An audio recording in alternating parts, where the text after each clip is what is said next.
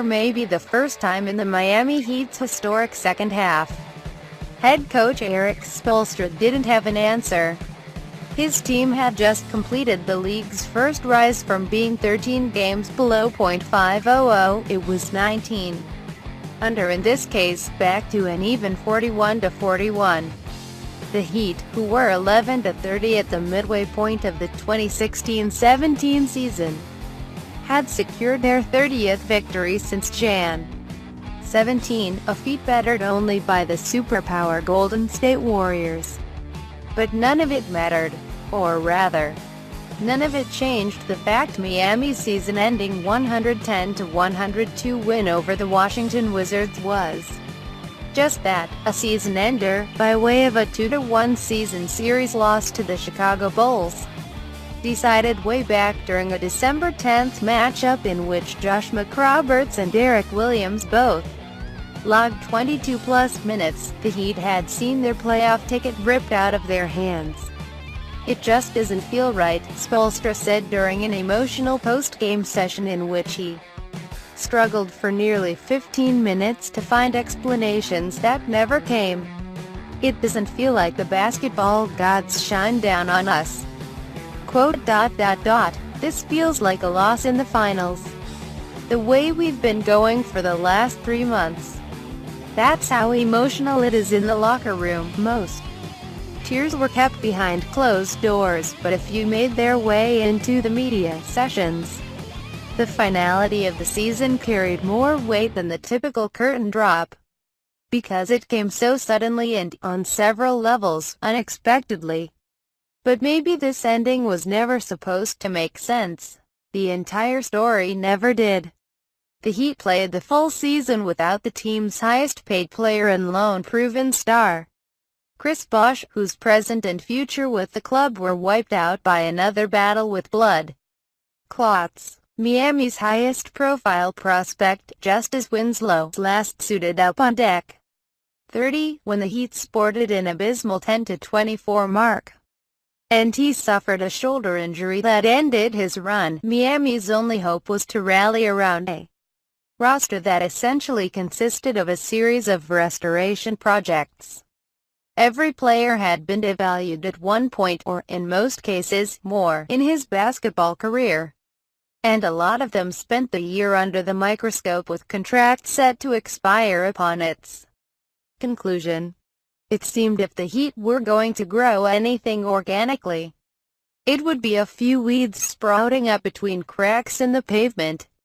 The biggest thing we were thinking about and planning for as a staff coming out of training camp was how were we going to get a bunch of strangers, guys on free agent contract years, guys with every reason not to buy into a team, and a lot of departures from people who knew what our culture is about. How were we going to get a group together that would really care about each other and play for each other, Spoelstra said. And yet, as the Heat scrambled through an improbable climb from irrelevant to dangerous, cohesiveness became their greatest strength. "You cannot achieve more as a group, chemistry-wise," Goran Dragic said. "Everybody is on the same page. Everybody is thinking the same. Probably, because of that, it is even tougher to swallow that we didn't make the playoffs." The Heat still aren't sure what happened. Yes, they were keenly aware of their precarious situation, although they made a pact not to do a second of scoreboard watching before their own contest closed. And yes, they knew those bad losses that got away, home against the depleted Knicks, dropping 2 games in 3 days to the 76ers and Magic, put them in this position. But they had defied the odds for nearly 3 months straight. Why would this be any different? By no means did we think we were a perfect team, but we thought that we had the energy and the momentum going in the right direction, that we would find a way, Spoelstra said. During the Heat's second-half push, they counted victories over the Warriors, Houston Rockets, Cleveland Cavaliers, Toronto Raptors and Washington Wizards. They wore the distinct markings of a champion, with top 10 efficiency rankings on both offense 8th and defense 3rd. Miami had elite credentials and viewed itself as an elite force if it made the dance. This group had enough of an edge and a stubbornness to just do something special.